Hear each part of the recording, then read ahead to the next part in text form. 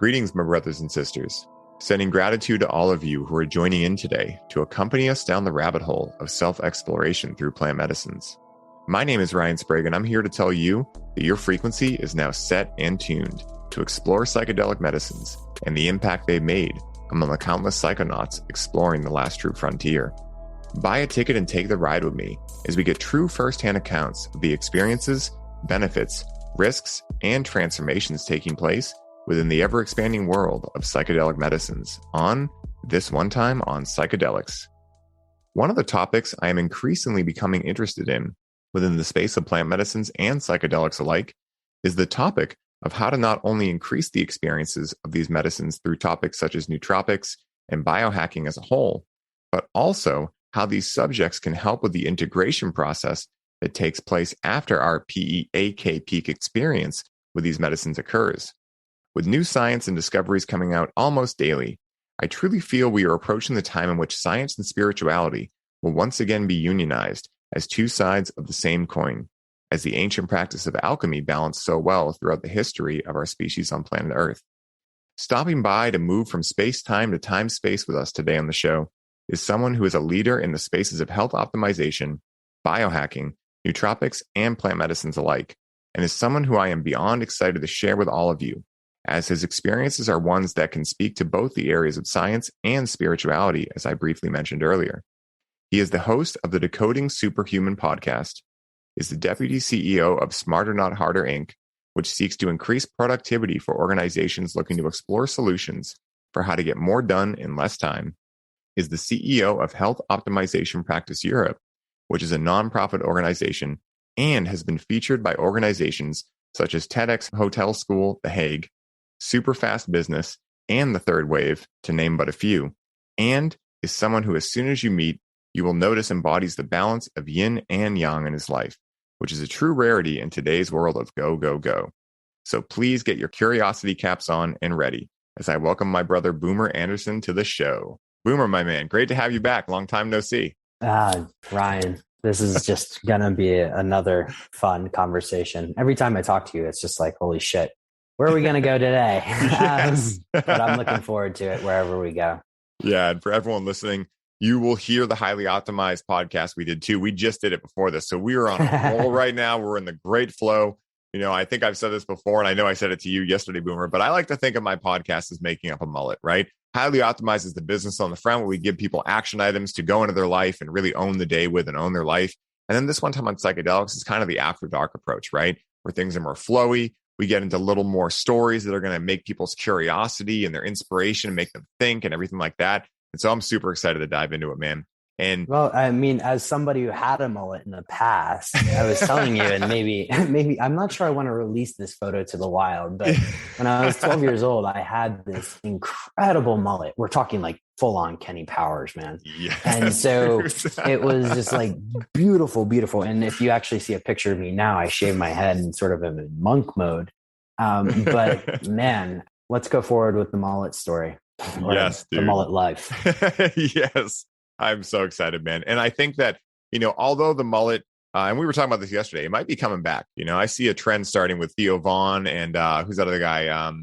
Riff Raff doing the mullet now. Mm-hmm. I think it's going to make a comeback, but you know, as a philosophy for life, right? The mullet really had it figured out. It's like, get your business done, right? And then have a party after, right? Balance, Yeah. like we were talking about highly optimized, right? I mean, it's, I never thought of my 12-year-old haircut as sort of a great philosophy for life. I've always kind of alluded to something that you mentioned, sort of the barbell analogy as a philosophy for your life. But hell, fucking mullets, bring them back, man. I'd love it. Absolutely. You know, this is a cause I can get behind, you know, in a world full of seriousness, man. I really feel like the opposite pendulum swing we need is some silliness. And so if mullets aren't the way to get that, I don't know what is, man. You know? Yeah, we're going to start the Mullet Foundation after this, a 501c3 nonprofit. You can donate below.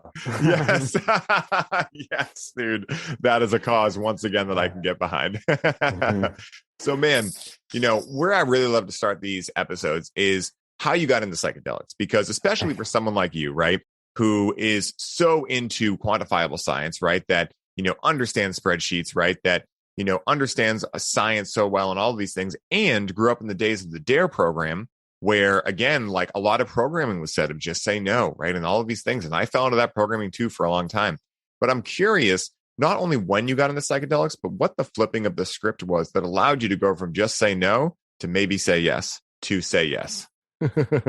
Man, just by way of background, and I think you're going to see this very, very clearly. Before I decided to drop a nuke on my structured living, I was, for a long time, brought up in that societal programming where at, the age of 6 or 7, I had DARE officers coming into my class and telling me, hey, you do this, you're going to end up a heroin addict. And that's really, really bad. And you're going to be on the side of the street corner and lazy. And I had it ingrained in my brain well before the age of 18 that people who smoked, did drugs, would ultimately become those lazy members of society, right? And,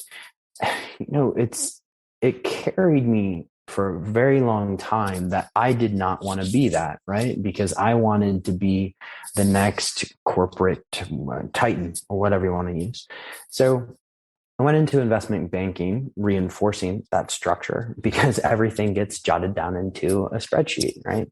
I would, get really, really rigid on financials of companies, presentations, etc. And that brought me a lot of success, a lot of joy in many ways. But it also brought a lot of stress. And so initially I tried to unpack this thing, stress, by ignoring it because it wasn't sexy to talk about stress when you're in investment banking. Every fucking person in the bank is stressed out of their mind, but they're not talking about it. And they were always turning to the same substances. For me, it was alcohol and caffeine, right? Mm-hmm. And I was, at one point, somebody would probably term me a functioning alcoholic, right? I would go through, weeks where I'd have a drink every night. And there were times where I would go into these business meetings and have to have 3 Negronis just to sit down and talk to somebody. But that wasn't really taboo at all. And what's funny is if you look at studies like the Lancet, and they did this on the United Kingdom population, but if you look at studies like in the Lancet where they looked at substances and you see both addiction factors, but also the kind of harm it does to society, alcohol is usually number 1 or number 2, right? But there was this cognitive dissonance there that I was abiding by because I was part of this sort of rigid structure. And then I went to an electronic concert, and the artist was Steve Aoki. And I can't remember, it was the girl I was dating at the time. She slipped what was MDMA into my drink. And I'm like, holy shit, this feels amazing. But then the next day I woke up and I had chewed some of my lip up and, I was like, okay, I need to go back to my structure, right? And that was a time where I did it without clear intention. Frankly, I was just doing it because everybody else was doing it. And then, passport a couple of years down the line, and I had left investment banking and I started to unpack my health in a very, very serious way.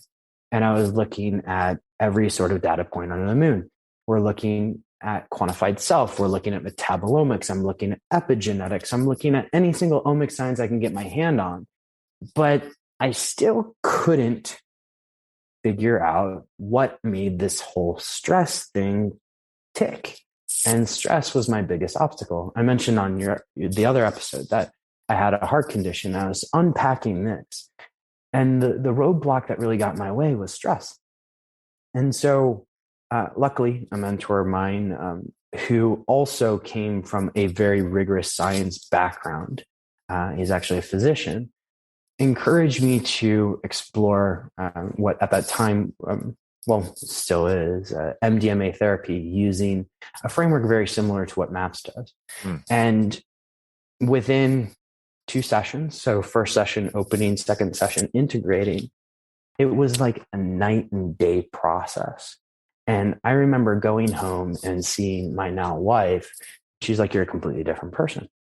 And so for me, the switch was, I had tried pretty much everything to unpack stress. In particular, anxiety was my stress of choice, if you will. And so I had tried to unpack stress quite a bit.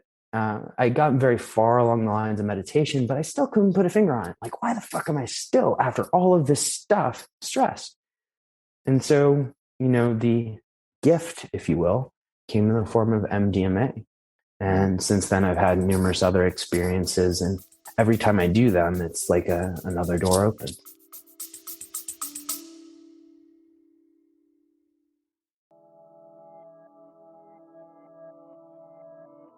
Hey, everybody. I hope you're enjoying the show. I wanted to take a quick moment to let you all know that the doors are officially open for the Conscious Cannabis Collective. And as such, this is the last week you can sign up and receive all of the bonuses we're currently including. This is the last time I will be personally onboarding those of you who sign up with a complimentary one-on-one session, and you'll have the ability to get the Grow with Cannabis course for free during this limited time.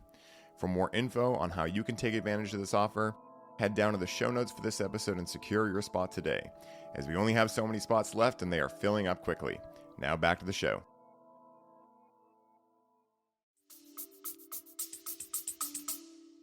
That's beautiful, man. And yeah, it's funny, man. Like, I first got into cannabis when I was 16 to help with my anxiety, right? Speaking of my poison of choice too, when it came to stress. And I found that it helped, and I didn't know why it helped. And that started an ever, questing journey basically on like, why is this helping?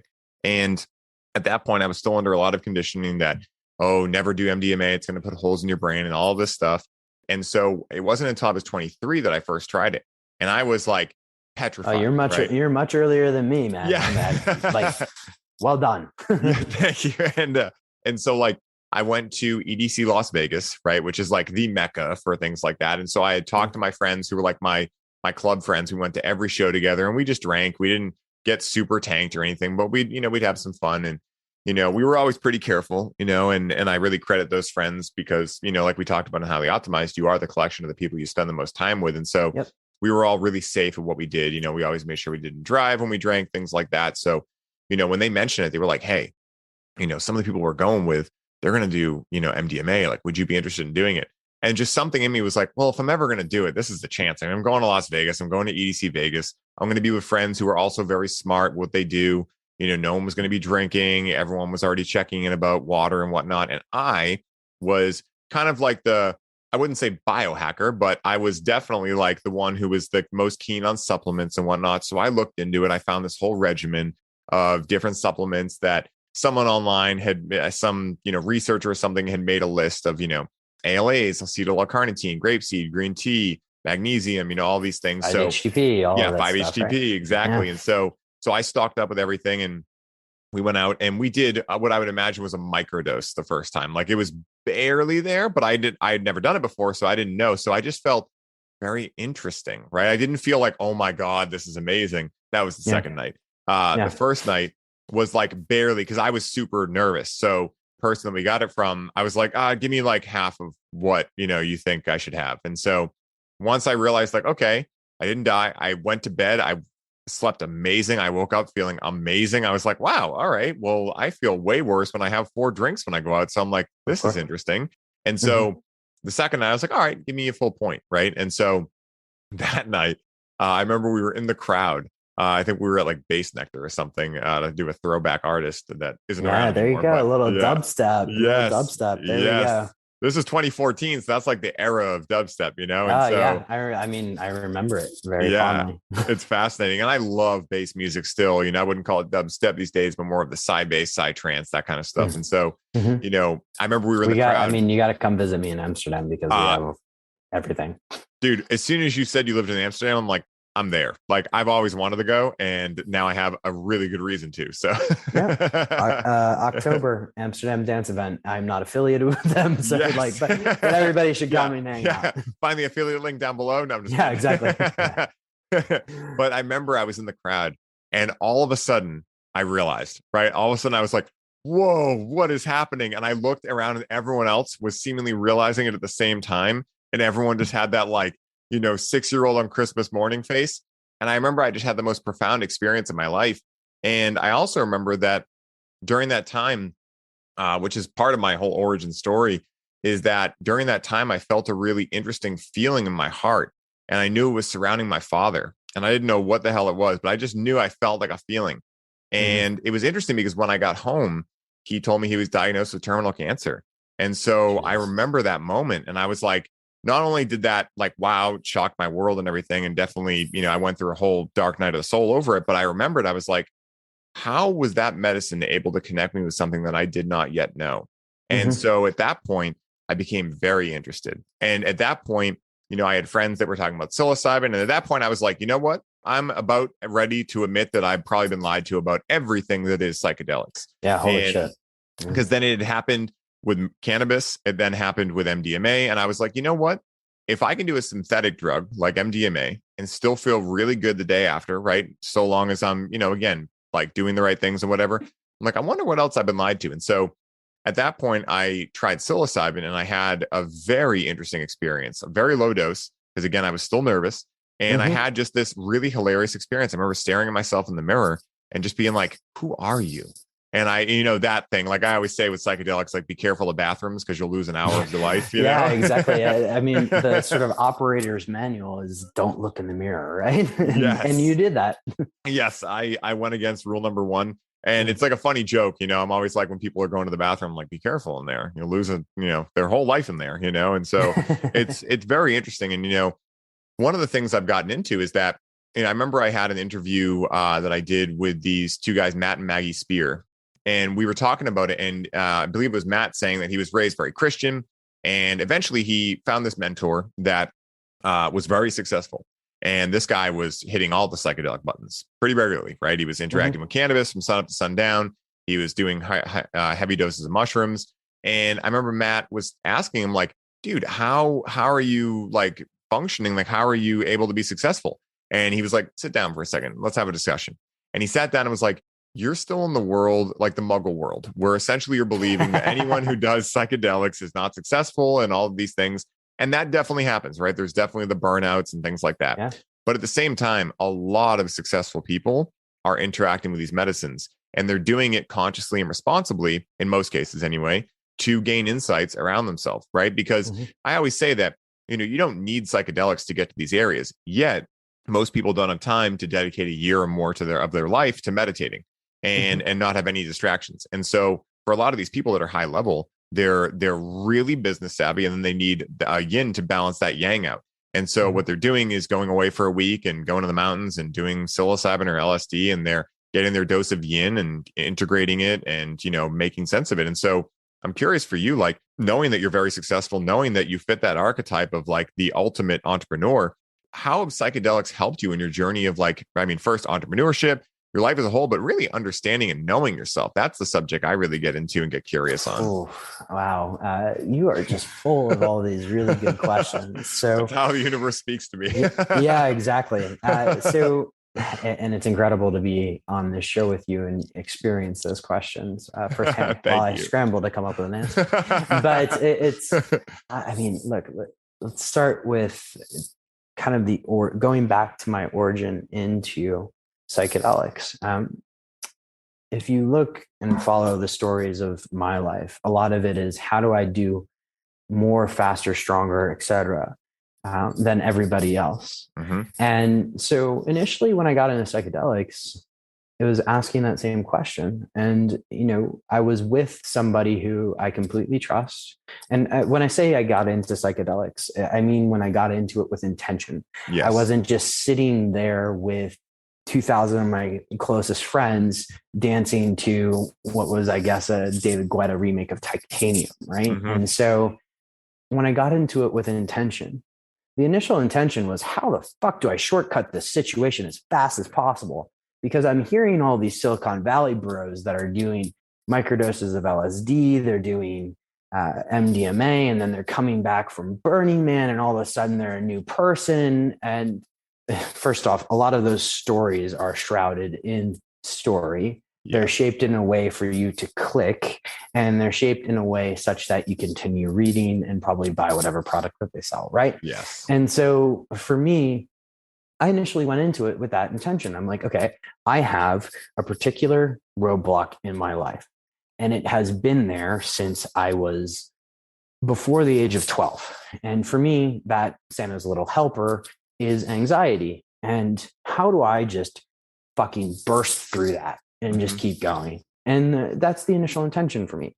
I was sitting there and saying, this is a distraction. How do I get through my distraction?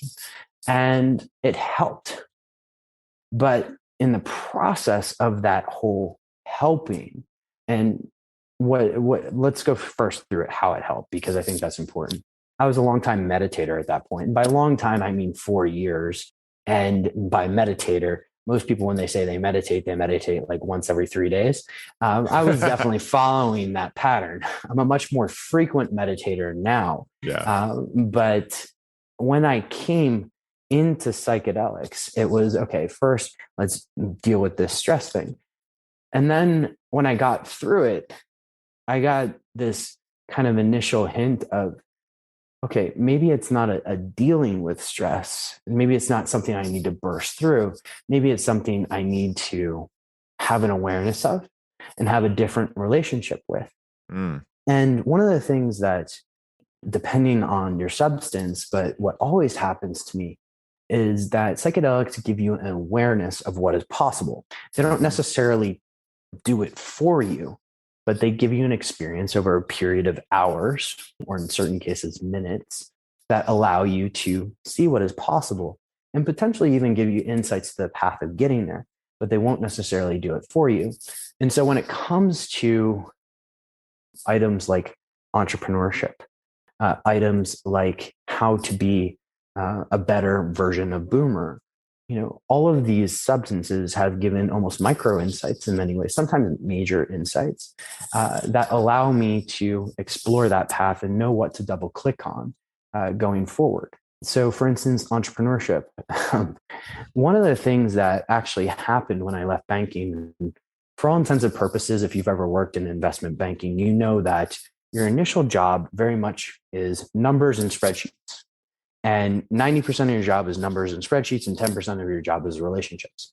When you get into a more senior role, it's 90% relationships, 10% numbers. And then I magically fucked all of this up when I left banking. And I was like, became a very closed person initially.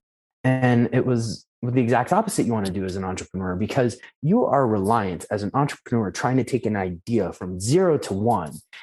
As that person, you are reliant on external parties to help you do that. I don't care who you are. And if you have the best idea in the world, if nobody looks at it, it's not going to take off. And so I'd become this almost closed shell, if you will, because I was like, okay, I'd done all of this in banking. There was a lot of this sort of success, perfectionism. Perfectionism in my case was a huge one, external validation. And I became this closed shell, which is not a really effective way to get into this line of work. In fact, probably not recommended. Yeah. So, I found that initially it opened me up to the idea of being better with relationships, to the idea of having better conversations. And a lot of that actually came to what we discussed on the last podcast, was how to be more present within those conversations. So rather than me saying like, hey, I have 3 more things to do before I go to bed tonight, I'm saying what Ryan and I are talking about is so important on so many different levels. But at the same time, I want to have fucking fun with you, man. And so let's have this conversation right now. And again, so these psychedelics from an entrepreneurship perspective opened me up to having better relationships, to having better conversations, and to being less concerned. And we can unpack sort of the different journeys if you want, and being less concerned with some of those programs which were installed there, not by me, but by the Roman Catholic Church that I grew up in, by DARE, by CNBC and my desire to be a stock trader, my obsession with successful people, my obsession with getting the title, the thing, the whatever, as fast as possible. And really, what happened was I dropped a nuke on it, and all of a sudden, like, hey, everything's, things are opening up, and they continue to open to this day. What is up, everybody? I hope you are all enjoying the show, and I wanted to stop by real quick and share a little bit about our latest podcast sponsor, Freedom Builderz. Now, Freedom Builderz are a team of graphic designers, website creators, videographers, social media marketing experts, and coaches that build out your custom online business from A to Z. This is a done-for-you service, which means they do the work for you while you get to put your focus back on what you love most, which is coaching your clients and bringing in sales. Now, as a former online fitness coach, Mike knows where your struggle points are and exactly how to help you overcome them. This is why he created Freedom Builderz, so that you can scale your business while protecting your time and your energy. Now, you guys know that delegation is a business superpower, and you can activate this superpower today by scheduling a complimentary call with Mike at freedombuilders.com so you can start building the freedom that allows you to take your business to the next level. Alex and I recently connected with Freedom Builderz for our Connect with Cannabis build out, and we could not have been happier with the results. With Mike and his team, they were able to go through an outline and create a personalized program for our experience, develop our brand identity, build and design a custom branded webpage, professionally edit our program video content, custom design all of our slide presentations, automate our email marketing sequences, create a seamless payment system for our offer, design unique infographics for our social media content, and guide us through our proven launch blueprint to generate organic leads through our social media.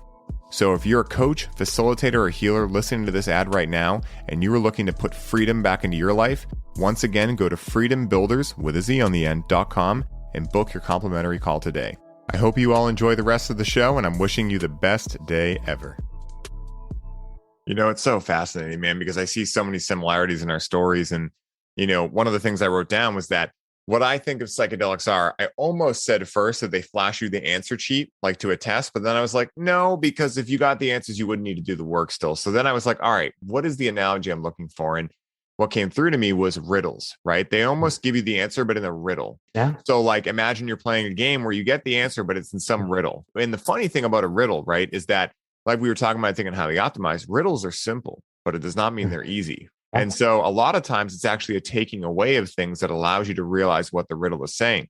And that's been my experience with psychedelics, is that especially on psilocybin, right? When I've broken through on some really heavy teas, where the way that I like to interact with these heavy teas is I'll meditate the entire way through. And I don't like to do it in complete darkness or complete silence. I like to do it with some frequency healing on. I'll put on 528 hertz and I'll just to tune out, and I'll travel, I'll go out, and I'll find things. And there's a point in the experience where I've kind of done most of my journeying. Maybe it's like right after the peak where I start to like open my eyes, and I just realized that I'm very content staring at the ceiling, and that the ceiling has all the answers to my questions. And I start realizing, how am I this content in life, period? But then you can also add on to that, staring at a ceiling. I can't find this contentment. This is what I used to say about it. I can't find this contentment literally at a music festival. All my friends, after I spent thousands of dollars to go there and all these things, which was when I first started, you know, interacting with psychedelics, like my ultimate experience that I would have. And so like, what does that mean for my experience of life? And so there comes the riddle, right? Like, well, what are you missing in your daily life that's not allowing you to even find happiness, or whatever you want to call it, contentment, when you're doing things that quote unquote you love, but yet right now you're staring at a ceiling, and like literally this could be the rest of your life and you'd be totally happy with it. And so what I realized there was it was presence, and it was really being in the moment. And it's easier said than done, right? I don't believe that in our normal lives we're even meant to be like necessarily in the moment all the time. I mean, I guess that is like the goal or a goal. But what I've realized is that, you know, like you were saying, they give you glimpses of what is possible.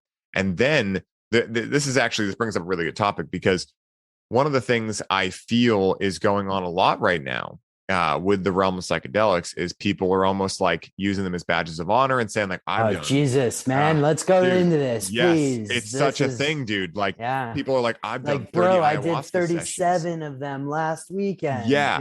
What are you doing this weekend? Like, you know, and it's like they have people this. are bragging about it. It's just exactly. Wow. They're bragging about. I remember having this conversation. It was actually recorded on my podcast. I'm not going to tell you who. Yeah. But it's one of those things where this person brought up the fact that they had just gone. And look, I love when people talk openly about their use of psychedelics, because there is such a societal level stigma still. Remember that you and I are kind of in this sphere, in this podcast. And anybody who's listening to this really is probably in that sphere of people who are open to the idea. But I have family members who look at what I do and they say, what the fuck?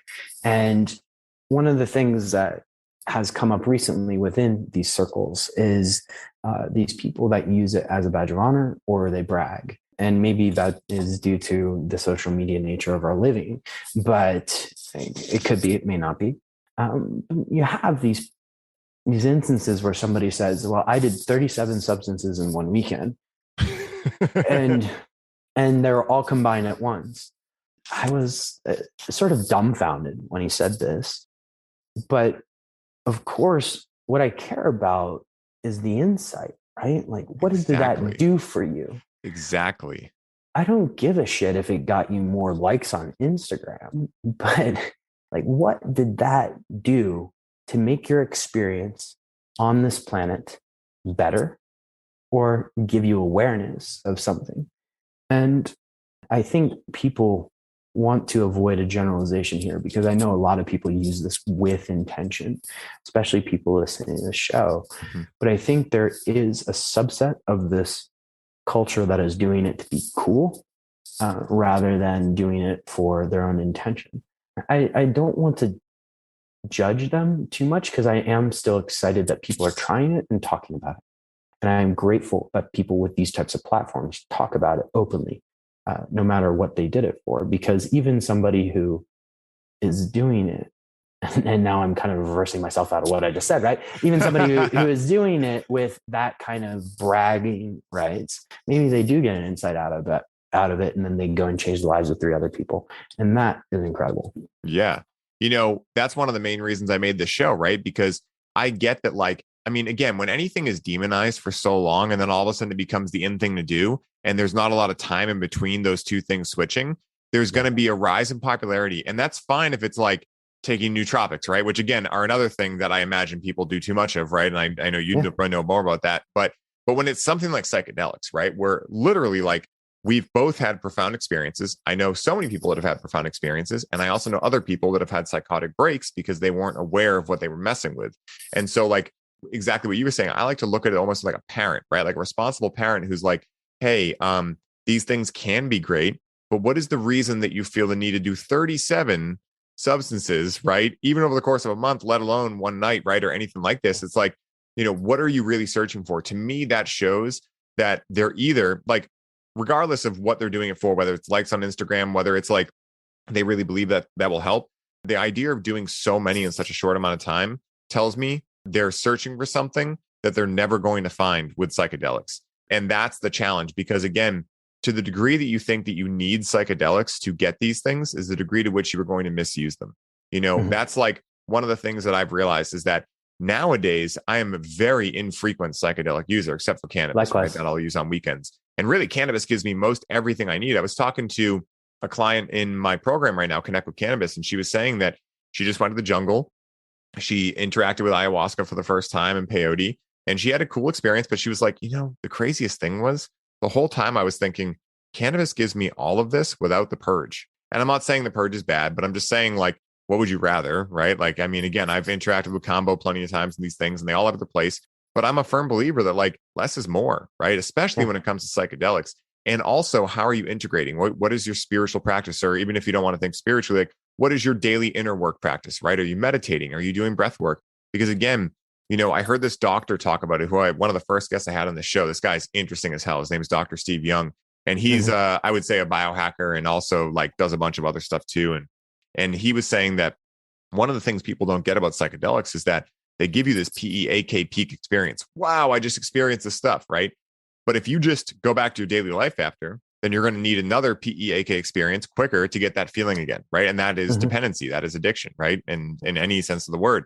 And so to the degree that you can take that PEAK experience and learn from it, you can start having PEEK experiences, which is peaks behind the veil in a sober state of reality. And this is why I take regular breaks from cannabis even. Like I said, I'm a very infrequent other medicine user, but even with cannabis, this is why I personally don't daily use cannabis, because I use cannabis, or the absence of cannabis is almost chum in the water, right? Where, I know when I interact with cannabis, I'm going to find comfortable. I'm going to be comfortable. I'm going to find contentment. I'm going to find anything I want to find. I'm going to be able to relax, turn off, etc. But if I just use the plant for that, then I'm just going to have to continue using it to find that. So what I do is I interact with it on weekends to go, okay, what is objective relaxation, which is my main thing I'm using it for, and learning from it. What does objective relaxation feel like? Okay, now in my daily life during my work week where I'm the most, quote unquote, stressed out, the most busy, what can I find that makes me feel similar to what that felt like on the weekend? And so in that respect, I'm using it as a teacher. And I'm not, here to tell people what they need or should not be using it for, but I'm here, and I believe we're both talking about this, to open up a conversation about like, hey, you're interacting with these psychedelics because you're looking for something. Yeah. What if you could find that thing in daily life? Wouldn't that even be more exciting? And so that's what I love talking about this subject on, because it's like, rather than looking at it as like, oh, you shouldn't do this or shouldn't do that, more of the DARE program approach, it's like, no, you can have this all the time in a sober state of reality. And that's when life becomes a psychedelic. And that's what I'm so excited to chat about people with, because that's when the real special sauce of psychedelics come out. And that's when they give you that wink, and they're like, now you're learning. Yeah, so absolutely. It's, I mean, everything you just said right there is absolutely beautiful. And it's, for me, a similar state, similar experience. Now, why do I use psychedelics? For me, it's to come back. In some ways, it's like a recentering around this idea of equanimity. And there are times where you go out and let's say you like talking to entrepreneurs, like you have to go out and you have to get stuff done, and you're going to sign a big deal, and it's going to be very, very intense all the way up to that. And you may not have the time to microdose. You may not have the time to, in my case, I carve out a significant amount of my day to learn. And that may dissipate as you go into those moments where you're creating into the world. But if you need kind of a reset, a reminder, but also an insight as to how to do it better the next time you're going into that situation, that's what I like to use them for. And again, for me, the experience that I'm after is not what I'm necessarily getting on the journey. It's how my life from a day-to-day flow perspective changes afterwards. Yes, 100%, man. You said that perfectly and poetically, man, where again, like, I think I was saying this to someone earlier, it might have been my trainer, but I was saying that like, hey, because he was saying, oh, you don't need psychedelics to get to these places. I'm like, no, you don't whatsoever. But most people don't have enough time in their life with all the other things that they're hopefully excited about doing, right? Let's talk about the people that, not even including the people that aren't excited to be doing what they're doing, but let's talk about the people that are excited about doing what they're doing. Like you and I, for instance, that are doing work that really fills us up. That's going to take something from us, right? Everything is a price to pay. And so there are times where, my learning has to get put on hold because I have certain thing I'm building out, right? Building out the new grow program for the cannabis program I run. And so, in those times, I'm going to take on a little bit of stress. I'm going to be a little overburdened, right? And of course, I know like how to take care of myself. I know how to get enough sleep, et cetera. But there are certain things, what we were talking about in Highly Optimized, that when you start getting outside of the comfort zone, right, it's new territory. And so a lot of times what I find is that in that new territory, I kind of quote unquote forget a lot of the stuff I may have learned before. And so those check-ins, right, with cannabis specifically, and a lot of times I'm taking 1 or 2 hits, right, and just going just above the threshold, because that's where, just like the comfort zone, right? I don't want to go so far out that I'm like, just like out there. I mean, there are times for that, but in most cases these days, I love my life. I have things quote unquote pretty figured out to this level. I mean, there's always more mysteries, but I really just need a little bit of a pattern interrupt, and I use it and connect with it rather as my little coach, right? My little coach in my pocket that I can call on, that a lot of times, and this is one of the things that scares people about specifically using cannabis intentionally, but any psychedelic intentionally, is that what you may find might scare you. Yeah. When you start asking intentions like, show me where this fear is coming from. Show me why I feel guilt around my childhood, right? Show me why I'm having differences with my partner, right? These kind of things, you're going to see a plant like cannabis that most people know is the thing that they just use when they get home and it just kind of helps them relax. You're going to see a whole new side of this, right? Yeah. And so it takes a lot of confidence, but also I wouldn't say confidence is the right word. It takes a lot of trust and faith is what I would say. Mm-hmm. It takes a lot of trust and faith to do so. But when you can do it in that way, you can learn so much about like you were talking about this business deal. Like, I was stressed out, but like, as I look back on it, I don't think I needed to be that stressed out. So why was I that stressed out? Right. Yeah. And so it's very similar to tracking, like we were talking in Highly Optimized, measuring, right? Measuring things like, hey, you know what? My sleep sucked last night. Why did my sleep suck last night? Oh, I didn't put my blue blockers on. I was watching TV late. I was out with some friends. And then you can make the decision as an adult, like, well, I'm okay getting a lack of sleep once a month or two, right? If I'm really enjoying myself and I'm living in the moment and I'm out late with some friends, we had some fun, right? But if that becomes a daily thing, then I can't, if that's like, the juice isn't worth the squeeze anymore. And so it's very similar. Great quote, by the way. Yeah. Whoever made that, we need to give them a round of applause. Was it Heat, or I can't even remember the movie you're referencing, but it's fantastic. It's so funny, man. And so I'm so glad we're talking about this, because this is really why I made this podcast, because I truly feel that you don't need psychedelics to have a psychedelic experience, right? But again, you don't know what you don't know until you know it, right? And now, like we were talking about with breath work, I mean, Joe Dispenza is a great person where you can have these extremely transcendental experiences. They can measure on brainwave scans and everything and show you that you legitimately had an experience that is transcendent of your 3D reality. And so once you experience that through psychedelics or through other means, you never forget it. And once you've experienced something, it's a possibility. And so I think one of the things that psychedelics have opened up for me is the idea of possibility and the idea of being able to create whatever I want out of life. And also at the same time, the idea that whatever I'm experiencing in life is my own responsibility and it's my thing to work on. And I can't blame it or project it on anyone else. And so I love that, man. Oh, it's beautiful. Yeah.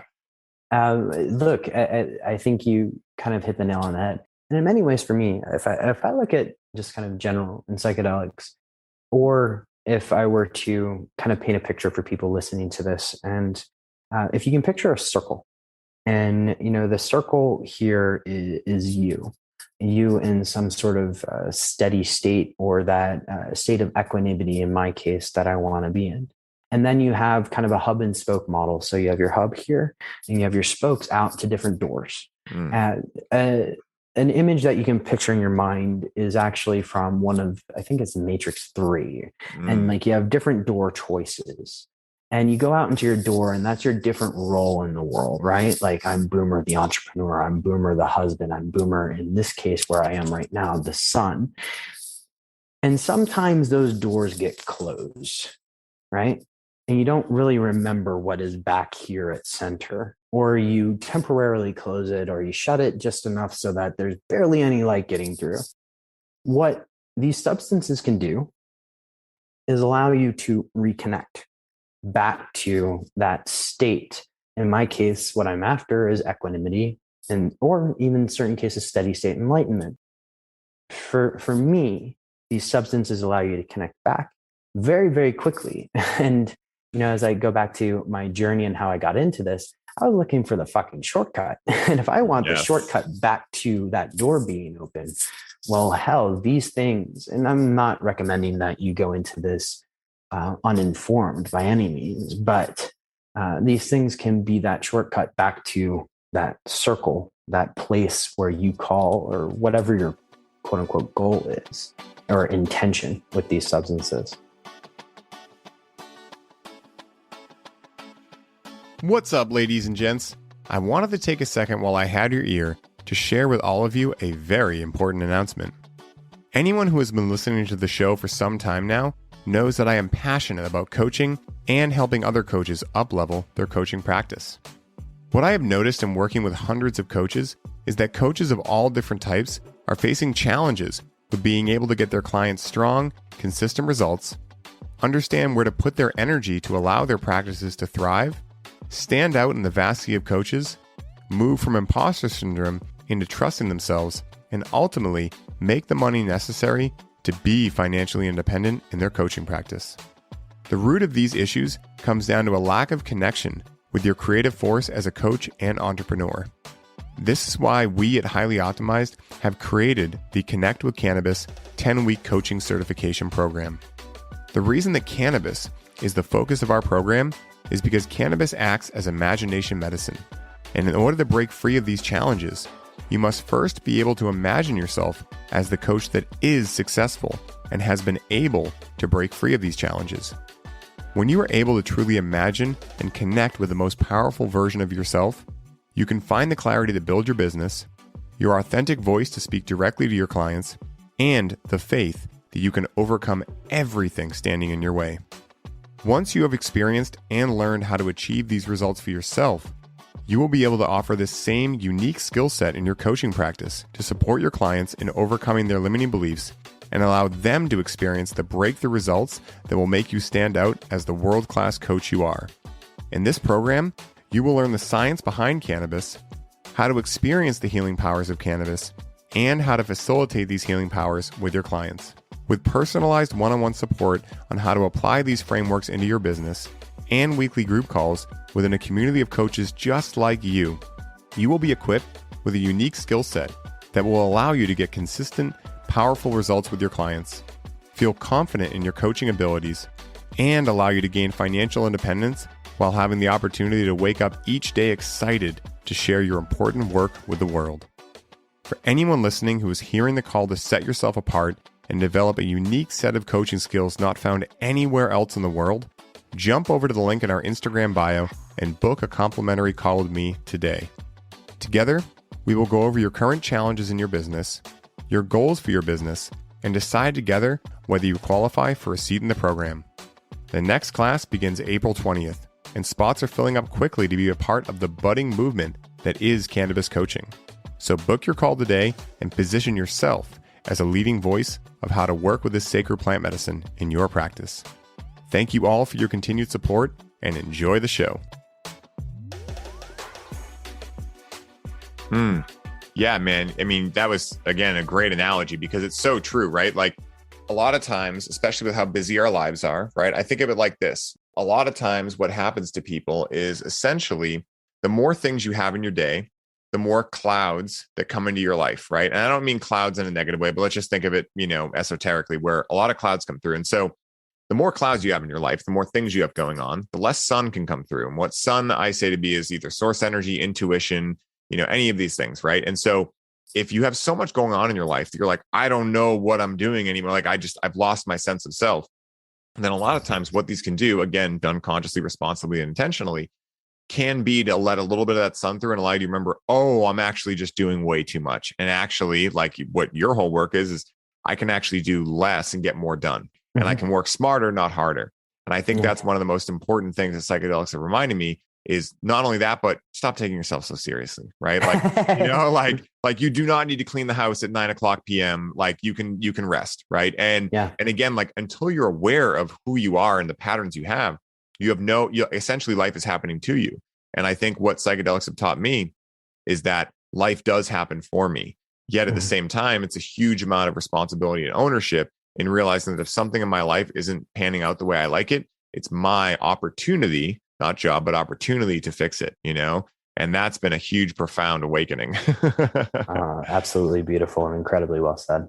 Thank you, man. And since the show is called This One Time on Psychedelics, I'd love to ask you a question. And that question is this, right?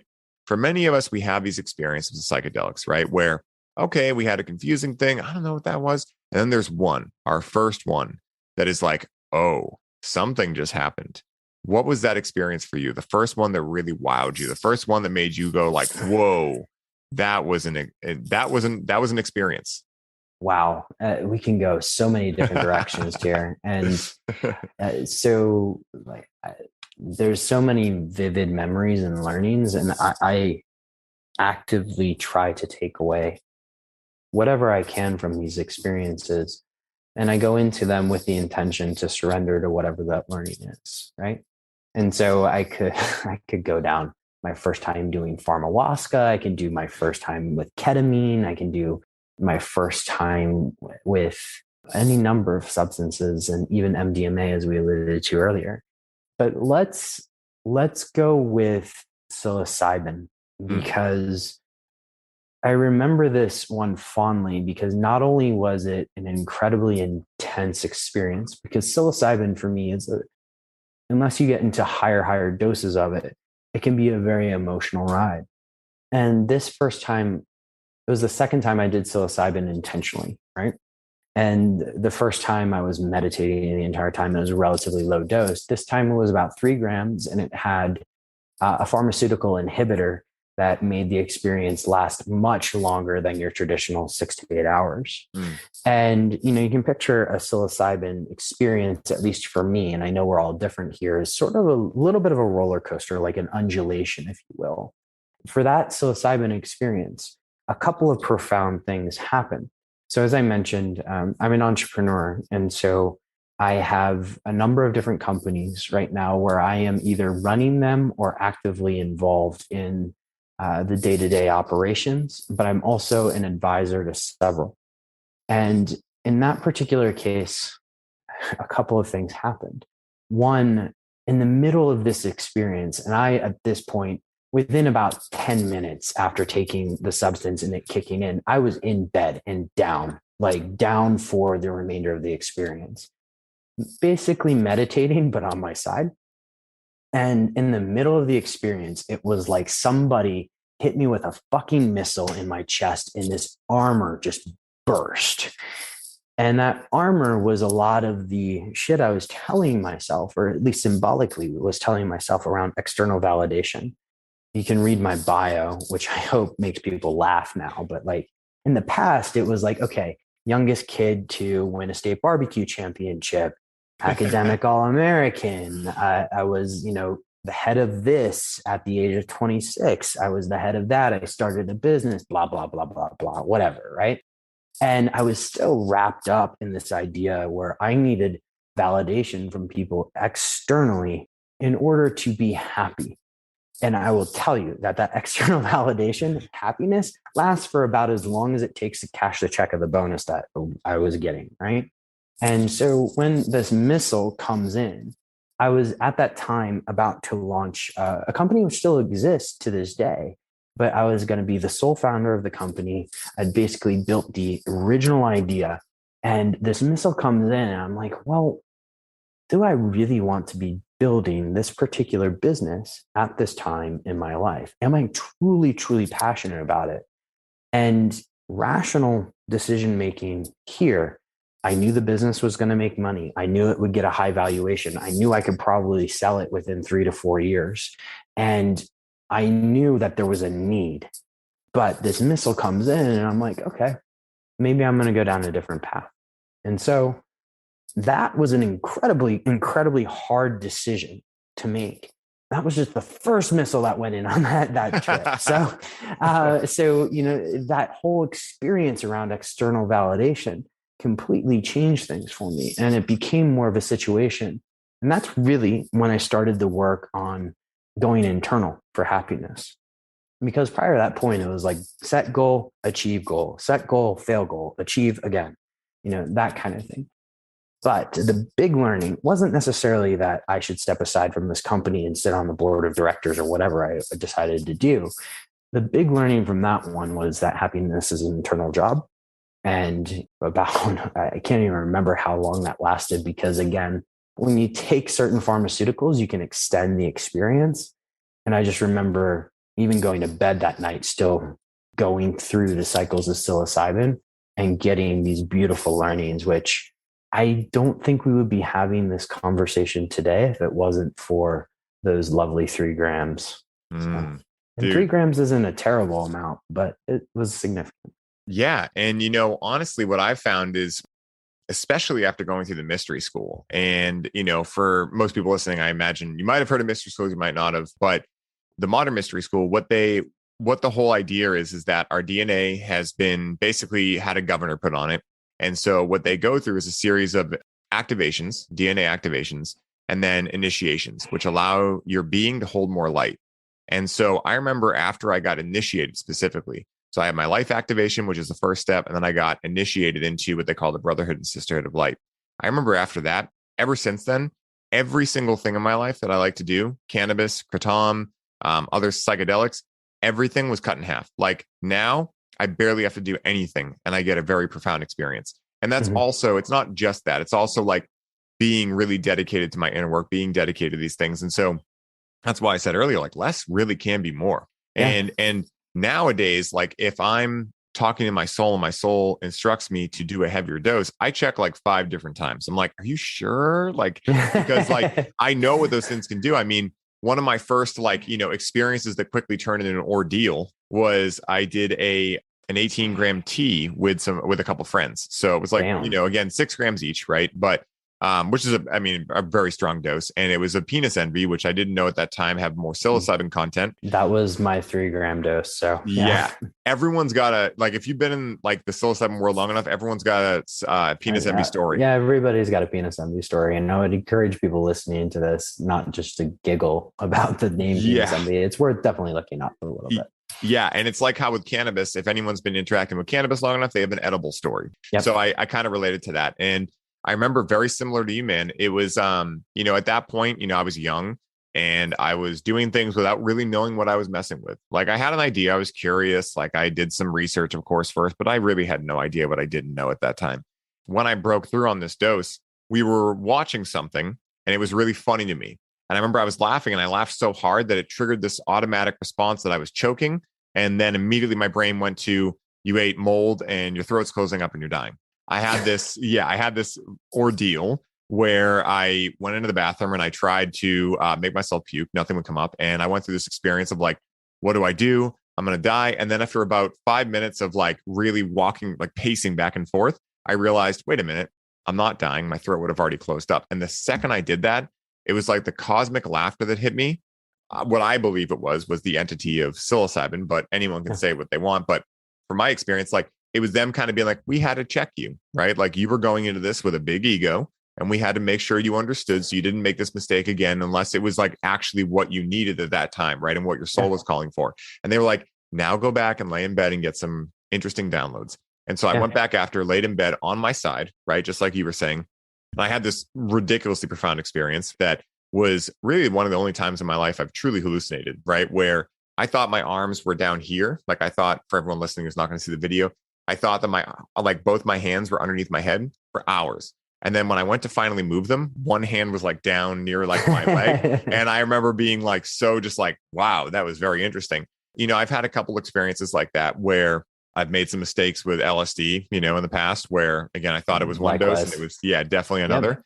These things can happen. And that's why I'm so into harm reduction and MED, right? Minimum effective dose. Like what is the minimum effective dose that you can take to get the desired result that you're looking for? And again, like it doesn't need to be a big dose. And I think what you and I are both talking to here is that like some of the most profound experiences of my life have been on a gram of mushrooms, right? Or on like 3 hits of cannabis, right? And so I think this is like one of the main reasons I love having these conversations, because I hope everyone listening really takes this caution and heeds with it. But we're like, if you have a strong enough intention and you know why you're going to experience, you don't need as much medicine to get there. I'm a true believer of that. And I'm not saying there's never a reason to do a heavy dose, but if you're doing a heavy dose, make sure that you have a facilitator, like a trip sitter there, and make sure you're doing the right things, right? And so it's so fascinating, man. But I love hearing other people's stories because, I find so many similarities. I recently, about 2 years ago, I had a 5 gram experience with a facilitator where that armor thing happened, where I remember it was me and my partner, and we had a trip sitter and who was facilitating for us. And we were sitting there and I was going into like ultimate flow mode, like almost like, Christ consciousness mode, where I was just like, everything makes sense. Oh my God, I get it. And she was in her own other world. So I was sitting there and I remember I had this thought and I was like, laughter is a lot like crying. And the second I said that, all of a sudden I started like feeling something happen. I was like, what's happening? And then I sobbed for 2 hours straight. And I hadn't sobbed like that literally since I was like 12 years old. And so like my father's death was in there. My grandmother's death was in there. My own dark nights of the souls and like scary times as a teenager, and all this stuff came out. And it was the most beautiful experience of my life. But if I didn't know that that was a possibility, I would have potentially come out of that being like, wow, this sucked, And so and that's why it's so important to share these stories and get them out there, because, it's so healing for people, And I'm glad you highlighted what some people may call a quote unquote bad trip. And I, like you, have overdone it by accident with LSD. And to me, even going through that experience, it taught me a lot in terms of my posture towards living, really.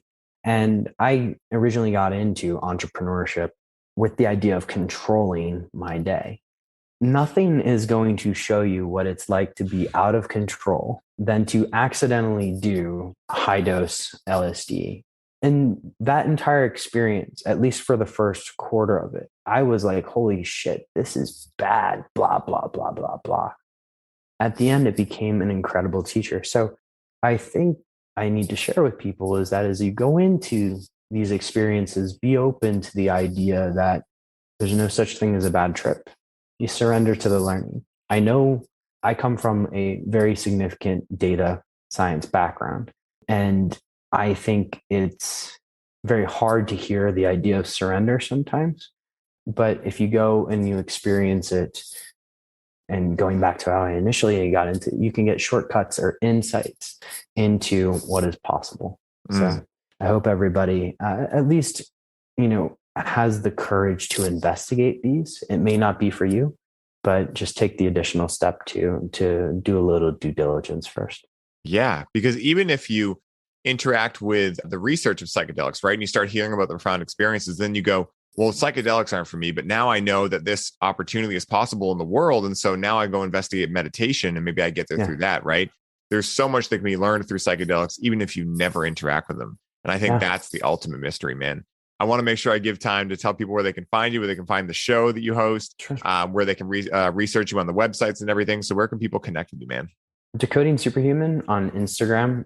DecodingSuperhuman.com is also Decoding Superhuman is the name of the podcast. You can find me on LinkedIn at Boomer Anderson. I do actually talk about these things relatively openly, more because I'm comfortable, but also I think for even that new generation of business leaders, what psychedelics has helped me profoundly with is this idea of awareness and presence. And as we go into this future, being aware of your decisions that you're making, and not only your first order impacts, but also your second, third order impacts, and looking more at sort of the system by which you're making decisions in, these substances, or just being aware that these substances exist and some of the insights that people get out of them can help you with your decision making. So I would, again, encourage people to at least investigate and don't close the door too soon.